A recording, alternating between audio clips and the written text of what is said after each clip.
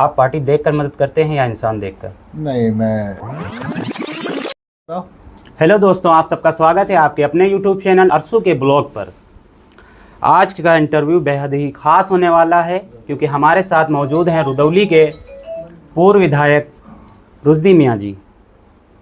रुश्दी जी, अरसू के ब्लॉग पर आपका बहुत बहुत स्वागत है। आपने अपना कीमती वक्त दिया, उसके लिए बहुत बहुत शुक्रिया। बहुत बहुत शुक्रिया।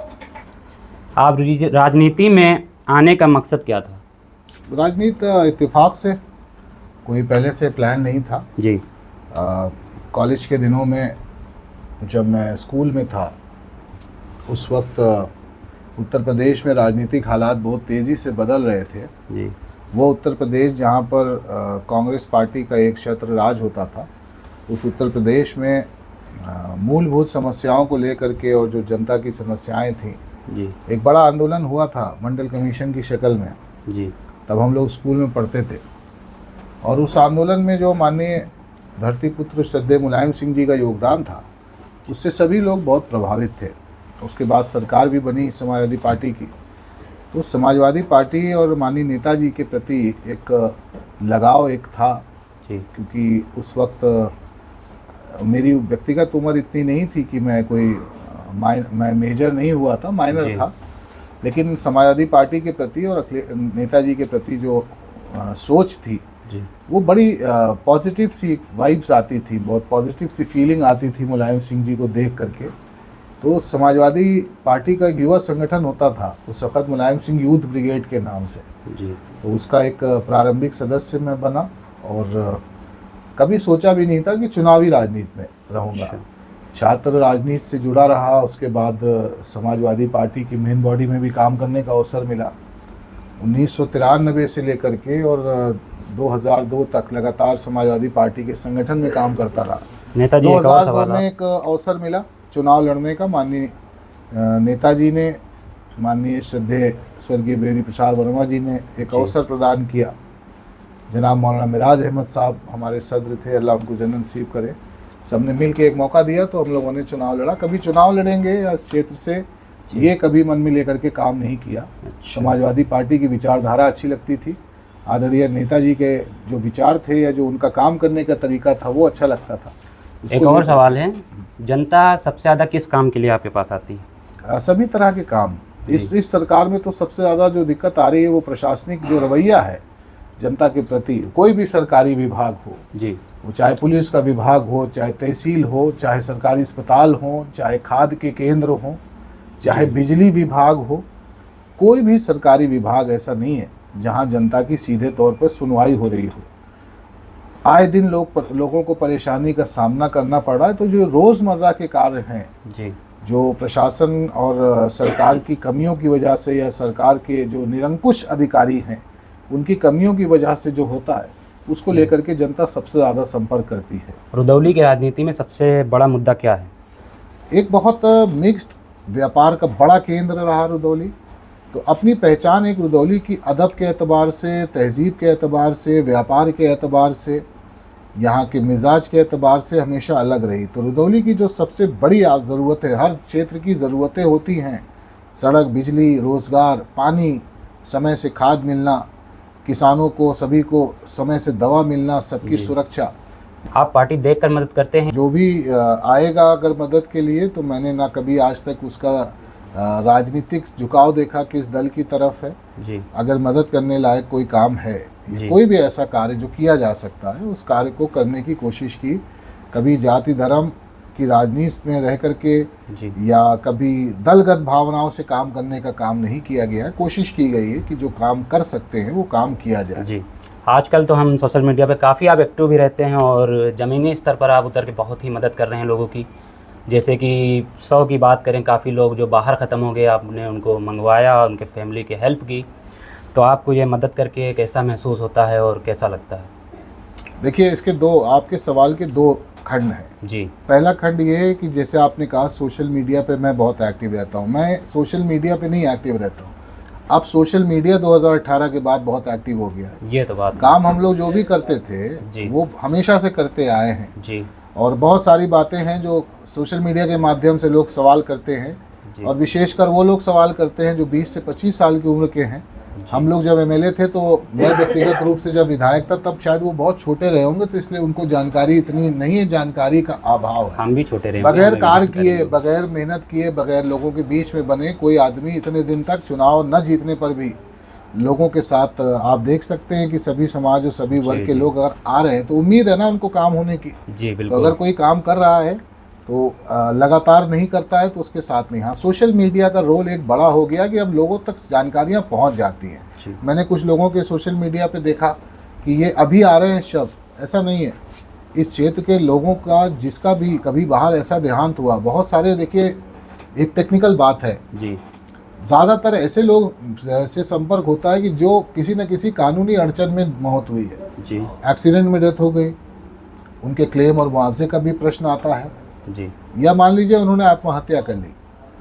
तो ऐसी जगहों पर जहाँ पुलिस का इन्वॉल्वमेंट होता है जी। वहाँ समय थोड़ा लगता है, और समय लगता है तो ये भी सही बात है कि साधारण रूप से अगर किसी की मृत्यु होती है तो बहुत सारे अच्छे कफील हैं जिनके अंडर वो काम करते हैं, वो लोग सारा कुछ खर्चा अपने पास से उठाते हैं। वहीं दूसरी तरफ ऐसे भी लोग हैं कि जो कोई मदद नहीं करते, तो ऐसी सूरत पे एक बड़ा रोल प्ले करना पड़ता है। जी तो काम हमेशा किया गया है। और रहा सवाल शवों का, तो इससे पहले भी आए, मुझे लगता है ग्राम सभा सिठौली में ही हम लोग 2 लेकर के आए, मुझे इसके अलावा मैं कभी हिसाब ये इसका काम तो रखा मुझे नहीं। आपका देखकर बहुत ही पसंद आया। हमने सोशल मीडिया पे काफ़ी देखा, आप जिस तरह से लोगों की हेल्प करते हैं, जिस तरह से जो गरीब आदमी होता है मदद के लिए उसको ज़रूरत होती है, आप पहुंचते हैं टाइम से, ये तो मुझे बहुत ही पसंद आया आपका काम। बाकी एक सवाल है कि 2027 को लेकर आपकी क्या तैयारी चल रही है? 2027 उत्तर प्रदेश का अब तक का सबसे महत्वपूर्ण चुनाव होगा। जी और जिस तरह से पिछले 10 वर्षों से भारतीय जनता पार्टी की आदरणीय योगी आदित्यनाथ जी की सरकार है, जी जिस सरकार में किसानों को बहुत सारी दुश्वारियों का सामना करना पड़ा, एक एक बोरी खाद के लिए किसानों को पूरा पूरा दिन जी समितियों में खड़ा रहना पड़ा, और वहाँ पर कई बार ऐसा हुआ कि जहाँ किसानों को लाठीचार्ज का भी सामना करना पड़ा। किसानों की आमदनी जो सरकार वादा करके आई थी कि 2 गुनी करेंगे, जी वो आमदनी 2 गुनी तो बहुत बड़ी बात है, किसानों की अपनी उपज का सही दाम भी दिला पाने में सरकार असमर्थ रही।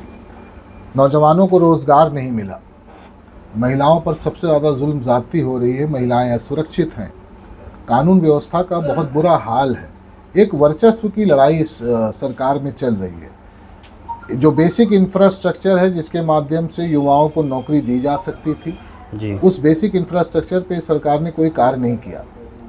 बिजली का क्षेत्र हो या कोई भी अगर आप विभाग, जैसे कि मैंने पहले भी कहा, जी कोई ऐसा कार्य नहीं हुआ है कि जिससे आम आदमी को बड़ी राहत मिलती हो या लगता हो कि हाँ हमारी बहुत बड़ी राहत है। आज स्मार्ट मीटर के नाम पर जी एक बड़े उद्योगपति को सीधे तौर पर लाभ पहुंचाने के लिए सरकार ने जिस तरीके से गरीबों के यहाँ स्मार्ट मीटर थोपने का कार्य किया, वो गरीब परिवार जो 150-200 रुपये जिनका बिल आता था, आज उनका 1000-1500 कहीं कहीं 2000 रुपये बिल आ रहा है जी इन स्मार्ट मीटर्स को। तो सरकारों का कार्य ये नहीं होता है कि वो जनता पर से, सरकारों का कार्य है कि वो जनता पर से भार उठाएं, जी भार डालने का काम नहीं होता। तो 2027 में आदरणीय अखिलेश यादव जी को पूरा प्रदेश एक उम्मीद की मजबूत तस्वीर की शक्ल में देख रहा है। जी हर व्यक्ति जानता है 2012 से 2017 के बीच में जो बड़े कदम समाजवादी पार्टी की सरकार में आदरणीय अखिलेश यादव जी के नेतृत्व में उठाए गए, वो आज जनता याद करती है। जी जैसे समाजवादी पेंशन, 50 लाख परिवारों को, 50 लाख महिलाओं को इस प्रदेश में समाजवादी पेंशन दी जाती थी। जी कन्या विद्या धन, गरीब किसान मजदूर समाज के सभी वर्ग के लोगों की बेटियां जो इंटरमीडिएट पास करती थी उनको 20,000 रुपये का अनुदान सरकार देती थी।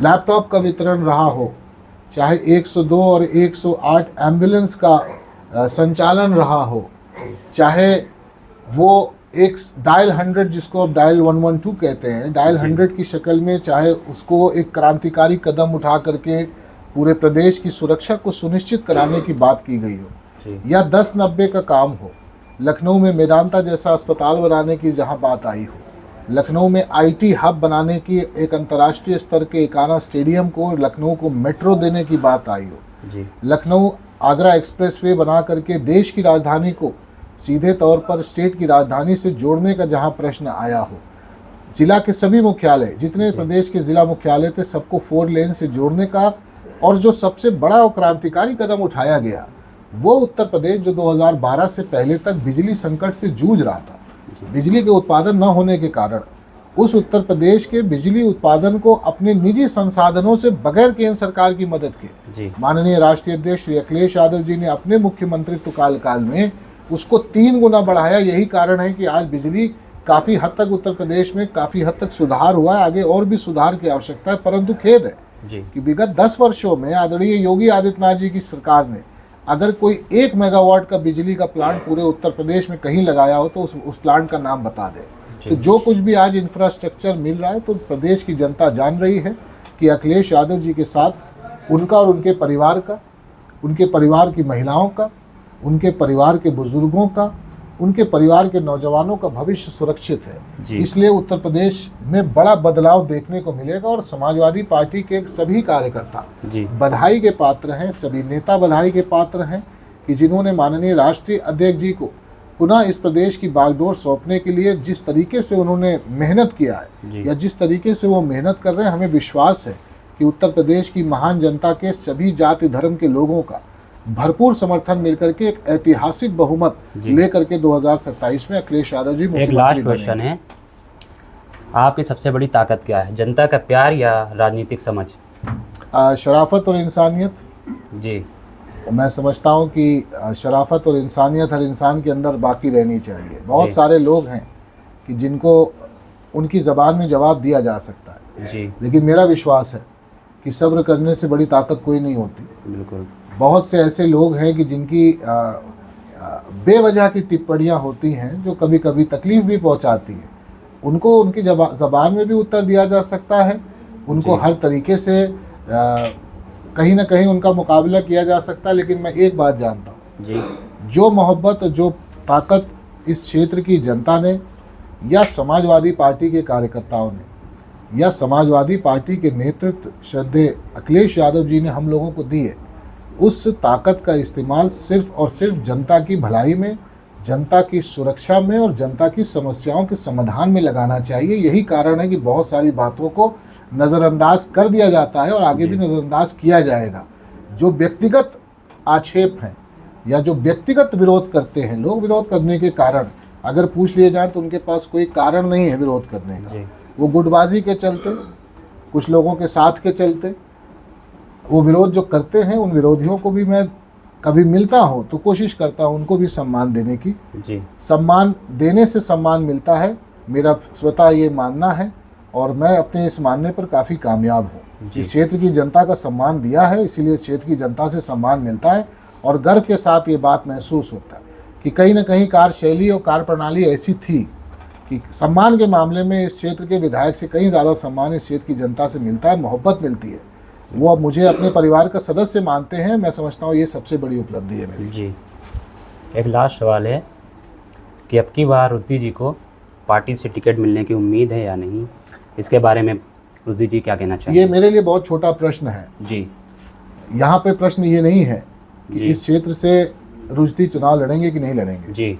यहाँ प्रश्न ये है कि इस क्षेत्र में जो भ्रष्टाचार है, जो लूट है, लोगों को अपमानित करने का जो एक दौर चल रहा है वो समाप्त होगा कि नहीं होगा। और हमारे लिए स्वयं विधायक होने से ज़्यादा आवश्यक है कि समाजवादी पार्टी यहाँ से जीते।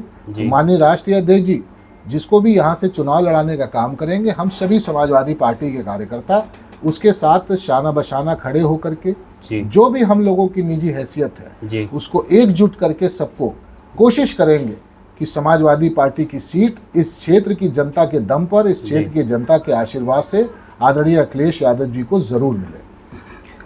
ओके, तो अब लास्ट ये है कि आप अपनी जनता के लिए क्या बोलना चाहेंगे? यहाँ से ये इस इंटरव्यू को ख़त्म करते हैं। आप अपनी जनता के लिए कुछ बोल दीजिए। मैं आपके यूथ के लिए आप क्या बताना चाहेंगे? मैं आपके माध्यम से रुदौली विधानसभा क्षेत्र के और जहां तक आपके दर्शक हैं जी, सबको मैं आपके माध्यम से धन्यवाद देना चाहूँगा जी कि एक लंबे समय तक पद रहा हो या ना रहा हो जी, आपका स्नेह, आपका प्रेम मुझे मिलता रहा। इस मोहब्बत के लिए सबका दिल से शुक्रिया।